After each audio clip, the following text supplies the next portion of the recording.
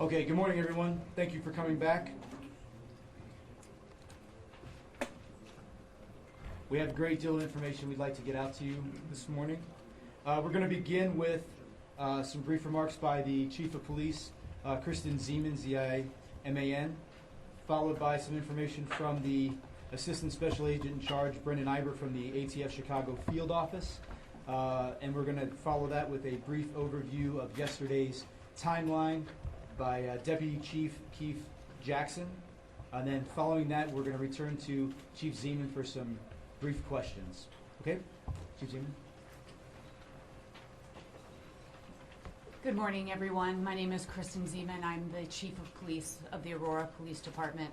Before I begin with an update, I want to give a heartfelt thanks to our citizens and business owners in Aurora who have delivered food, gifts, and well wishes for our officers in recovery. Gratitude also to our law enforcement brothers and sisters from across the nation and beyond who have reached out to us. It means so much to all of us to know that you are sending positive energy for our officers who are injured, the responding officers, and the victims' families. As we relentlessly pursue answers to questions on why a person could do such a thing, we feel the support from all of you, and my cup runneth over. I would like to begin this morning by providing an update on the condition of our officers who are still being treated for their injuries related to yesterday's shooting incident. All 5 of our officers are recovering and are under the care of physicians in the Chicago metro area.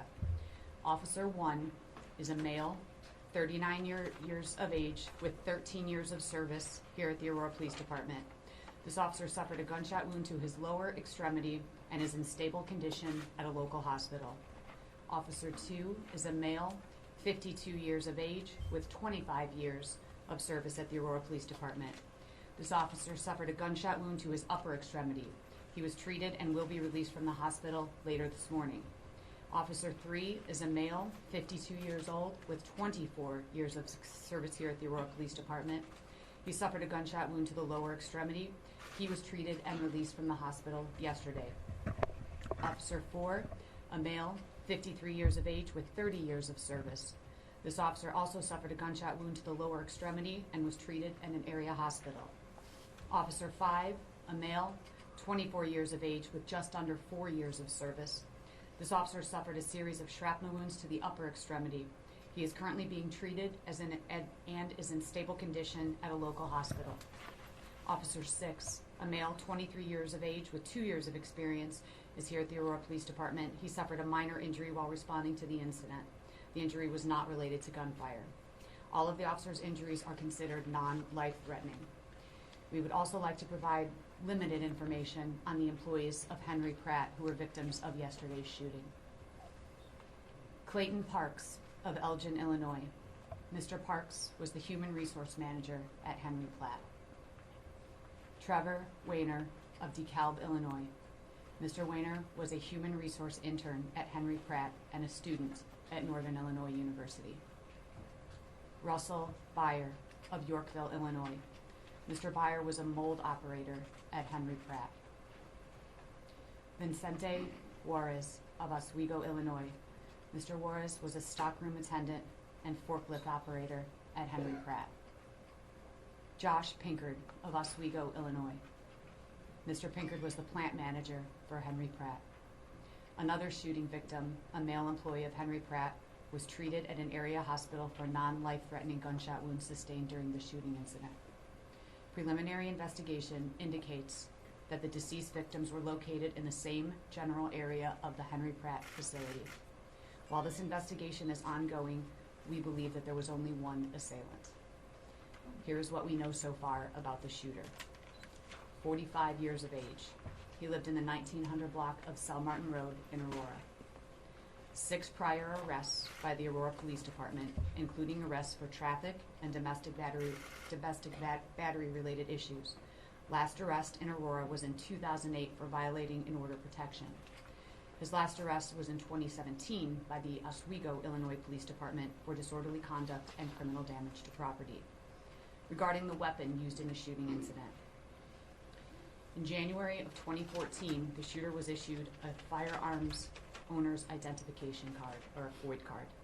On March 6, 2014, the shooter applied to purchase a handgun from a local gun dealer in Aurora. On March 11, the shooter took possession of a Smith & Wesson .40 caliber handgun from that same gun dealer. On March 16, 2014, the shooter applied for a concealed carry permit at an unknown location. During the fingerprinting and background process, it was discovered that he had a felony conviction for aggravated assault out of Mississippi. The date of that conviction was August 3, 1995.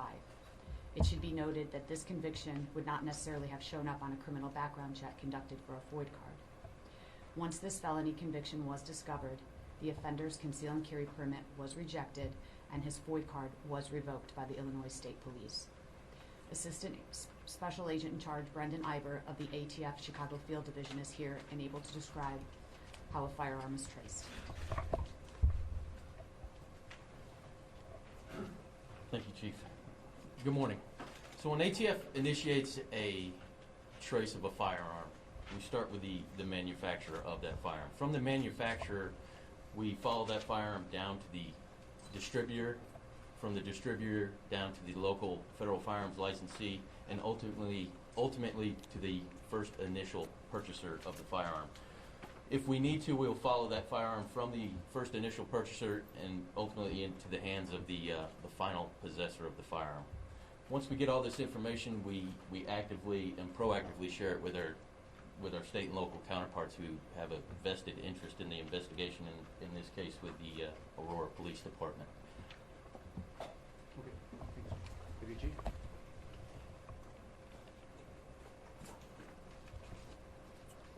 First, I'd like to give you a rundown of some of the resources that was used yesterday. We used approximately 8 SWAT teams from the federal all the way to the local level. Approximately 25 to 35 agencies responded, consisting of approximately 200 to 300 officers. And as I go through the timeline, there will be a reference made to contact teams and to rescue task force teams. We used approximately 8 contact teams throughout the initial search to look for the offender. Those contact teams were made up of approximately 6 to 8 officers.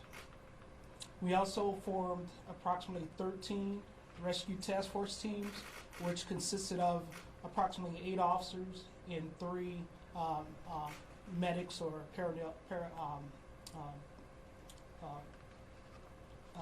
personnel from the fire department. To start with the timeline, the original call came in, 1324 officers. Officers were dispatched to 641 Archer Avenue, active shooter in the plant. Second call, 1324 hours. Caller stating shots fired, employees being terminated.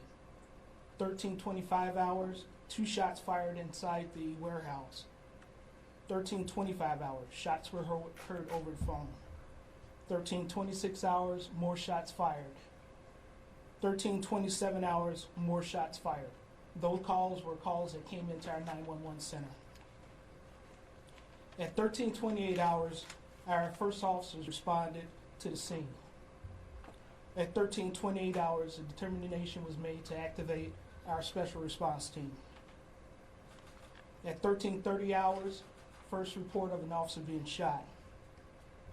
At 1331 hours, indication made that there was 4 victims upstairs. 1331 hours, indication made that there was a victim in the bay. All of these 5 victims that were referenced were determined to be deceased at that time. 1332 hours, more shots fired.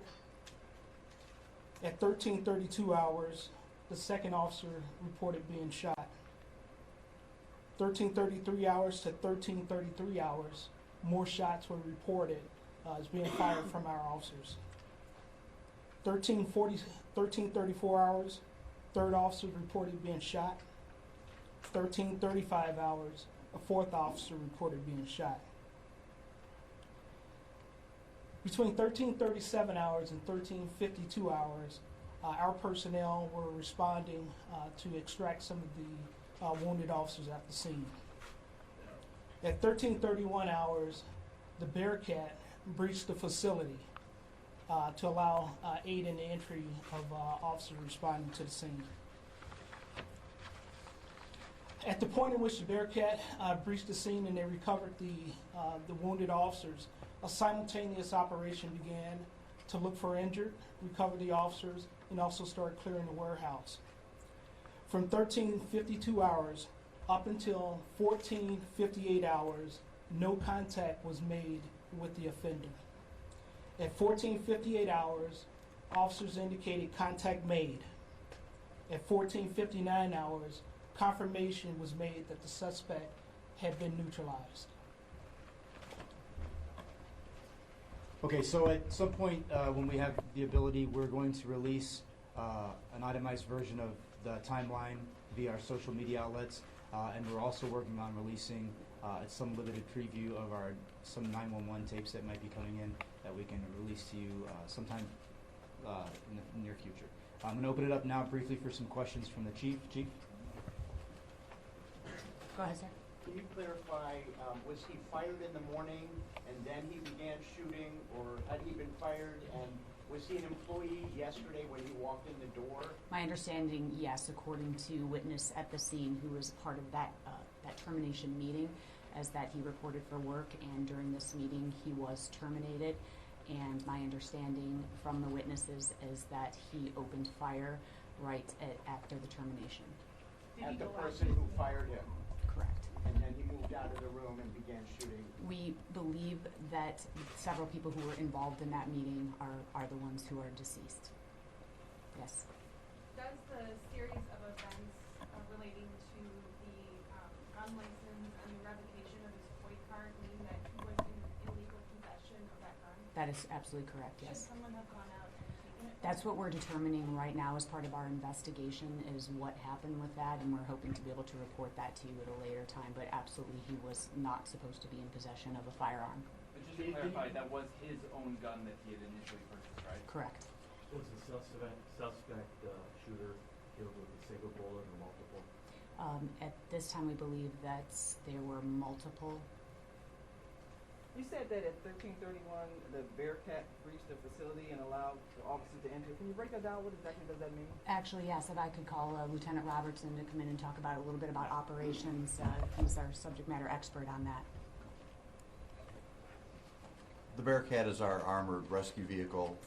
When we got there, there was door 14, industrial door with glass in it. The glass was all spidered and broken up, and we did not know where the suspect was.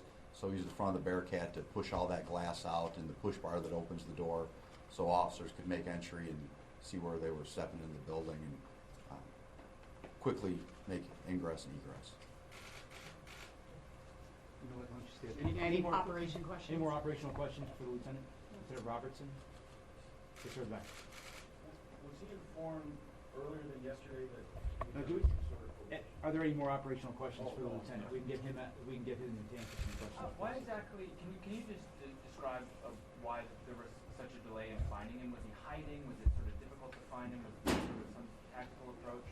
There was the initial contact with the officers, and then after those shots, everything went quiet. We started entering the building with contact teams to search for him, and it's 30,000 square foot warehouse. It's a massive facility with numerous racks of large valves and machines throughout the building. So he broke contact and went to the back where we ultimately located him, and it just took us some time to work our way through that building, looking for injured, looking for him, and ultimately that's what it took to get to him. Could you describe the location where he was hiding, and did he exchange gunfire with the officers? It sounds like no officers were hit when they found him. Did you run out of bullets? He was in a back machine shop at the very back corner of the building, farthest from the area that we made entry into the building. He was probably waiting for us to get to him there, is the way it appeared, and there were some shots exchanged as the officers made their way into that area. Who were the 911 callers? Were they? Explain, says that I think 1458 contact was made, and just a minute later, I guess this issue was resolved. Can you add some clarity in terms of what actually happened? It was just a very short gunfight, and it was over. So he was basically in the back waiting for us and fired upon us, and officers fired Have you back been able upon us. to determine whether the gunshot wound was self-inflicted or we don't have any information. They're still going through that part of the Was investigation. there any verbal conversation between officers and the suspect at that time? Do you No, know? there was not. Who were the 911 callers? Did they give you information as to where he was? The 911 callers? Were they providing No, information? we had the initial 911 calls, and after that, it was, as far as I know, what we're getting over the radio, pretty quiet with 911 calls pertaining to his location. The building was, other than our initial entry in the building where the offices are, once we got into the warehouse, there were not people in there that were pointing in that direction. It's a large open facility, and we really didn't see anybody, on my team anyway, in the warehouse area itself. So what was the process of evacuating people out of the warehouse once the shots started? We had a few people that were sheltered in place that we had to get out of the building, and then it was just a matter of going through and starting to search through the rest of the building. What did you see as you worked through the building, and were you part of the team that found the suspect? There was a lot of just open shelf areas, and again, like we made it back to the ultimate machine shop. So Okay, we're gonna have the chief. We can save some of these more for later. We're gonna have the chief come back up and she'll answer some more questions. Any more questions that we have may pertain to the ongoing investigation. So we'll be able to get some more of these answers after the chief comes back up. Okay? All right, thank you. Chief? thank you. I don't want to speculate. I'm sure that my colleagues don't want to do that either. But it seems like this worker, this person, already knew something bad was going to happen. Perhaps he knew that he was going to get fired because he had a gun at work. Do you know anything about that? Do you have any information regarding that situation? I do not. The only thing I know is that he was called in. Once again, we can surmise that he was speculative about what was going to happen, as evidenced by him arming himself with a firearm. That's again, we're speculating there, so I don't know exactly what was communicated to him. He did report for a meeting where he was terminated. So all the victims who were shot were in the room with Gary Martin in that meeting? No. Several were shot in the room with him, and there was another on a different level. Chief, do we know what Chief, was the intern in the room when he was terminated? I am not sure about that. Do we know what led up to that termination? Was there some sort of... No, I do not know. I don't know what infraction took place for that meeting to occur or the termination to ultimately occur. Overnight, how many people were investigated? Did you guys talk with witnesses, people who worked there? Roughly how many people? We are still in the process of interviewing those witnesses, and that's why we still have a lot of information to sift through. My understanding is that we have another 40 witnesses that we still need to speak with. Was there a relationship between the shooter and the three others not in the office that were shot? I do not know any relationships other than they were all employed by the same company. But random, likely. I honestly don't know.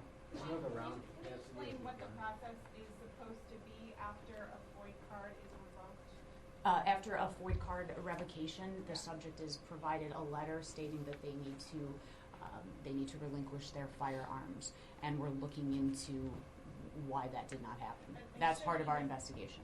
Should he have relinquished his firearms to the Aurora PD? The state police sends out a letter, so we can relinquish it actually to any law enforcement agency, but because he lived here, this would have been the agency that he would relinquish them to.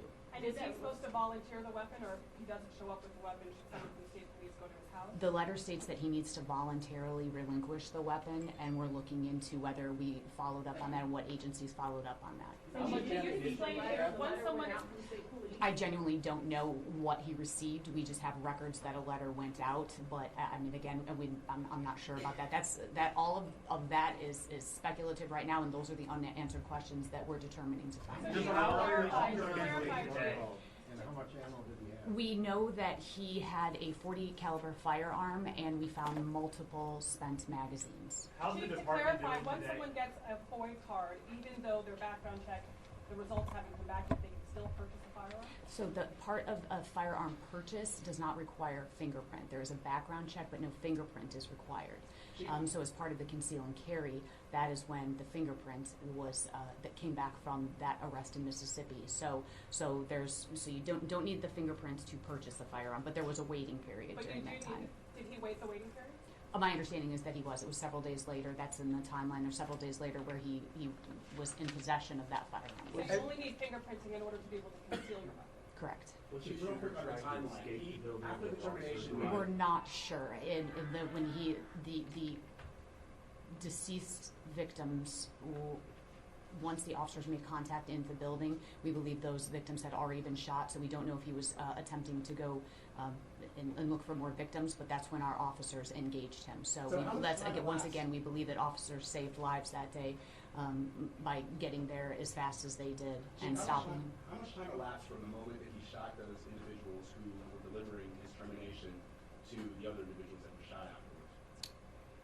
Can you tell, in other words, there was a termination meeting, he shot the individuals in that termination meeting, and he made his way out of that room? Correct. I am not sure. I know that those victims were shot inside the meeting, and then subsequently there were more shots fired, and then that's when our officers engaged. So it was within those first 5 minutes that everyone was struck by gunshot. What have you heard in terms of what kind of employee the shooter was? I have no information on his employee history. Yeah. So you haven't talked to his employers then? You haven't talked to his bosses? We are in the process of talking to them, yes. Go ahead, sir. Can you describe the mood of the department right now? I know a lot of your officers knew these officers who were wounded. How are they doing? Yeah, so thank you for asking that. We appreciate that. I also want to point out that we're thinking about the victims of these families, the families of the victims. That is also foremost in our thoughts. And as you know, we're trying to take care of each other. As I had mentioned yesterday, it's a very somber feeling because on one hand, we have some relief that all of our officers are going to be okay, non-life-threatening, but I know that those officers, there's a lot going through some not only physical pain, but then we have some emotional pain too, and I know that with the lives lost, the officers are wishing they could have done more. I think that that's pretty natural, though, for them to want to do more, and but we have to pause and look at what they did do, and so the mood right now is pretty somber, but we're taking care of each other. That's what we do best. Were there any security measures in place at Henry Pratt prior to this incident, something that could have, I don't know, like a metal detector, something that could have caught Gary Martin carrying a concealed weapon? Not to my knowledge, no. Do you have a comment on how many bullets the magazines held? How many were shot inside the termination meeting? I believe 3 were shot inside the termination meeting. And 2 outside? Yes, but I'm not sure what their proximity was. I don't know the answer to that. Do you know specifically who was in the meeting? No. Just a point of clarification. Was he on a shift and called into a meeting, or he was called from his home to a I meeting? don't know if he reported for work for his normal work hours or whether he was called in for a meeting. I'm not certain of that. We're still trying to determine that from those who were there. How many rounds were fired by the shooter? I don't know exactly. We do know that we found multiple spent magazines from his .40 caliber weapon that was in his possession. And Chief, yes. in those magazines, how many bullets, and were these bullets in any way special or more violent, like a hollow point or something? No, not that I'm aware of. I genuinely don't know. Is there a laser on the gun? Yes, there was a laser on the gun. Is there surveillance video at all from the side of the business that you guys will review? That's what we're trying to determine now. We have not yet released the scene. We're still working on that, and so we're going through the building to determine if there were any. Chief, Yes. It seems like every time there's a shooting like this, it often becomes politicized. How do you handle that as the leader of this department? And what's your message to your officers? Oh well, we have to take the politicalness out of it. I mean, the fact remains is that some disgruntled person walked in and had access to a firearm that he shouldn't have had access to. I don't want to make it political. This is a human issue. Lives were lost, and I want to concentrate on number one, taking care of our victims' families, taking care of our officers, and we're going to continue to suit up and do the job that we are sworn to do every day. I mean, it's hard to bring politics into it. It's a violent act. Is there an issue to address as it relates to access to guns? Well, I think there always is. I mean, we have to find out. That's part of what we're going to determine as part of our investigation is why and how he had that firearm. Yes. Do you know who Gary Martin lived with? Did anybody in the house know about the gun? I do not know. Okay, last one right here. Right here. Go ahead. Apologies if I missed it, but have you given us an indication of why he was being terminated? No, we do not know. No. Can you All talk right. about Thanks, the GoFundMe everybody. page? Sure, good. All right, folks. when we have more information, we're going to post that all via our social media outlets. If we know that we're going to have another press briefing, we'll also post that. I believe that Henry Pratt plans to have a media briefing here at the Aurora Police Department this afternoon at 4 o'clock. I don't know that we're going to be involved in that briefing, but I think they are making plans to be here, so stay tuned for that. If we're aware of it, we'll post that on our social media platforms as well, okay? If there's any more questions, please direct them to our social media platform, okay? Thank you very much. All right.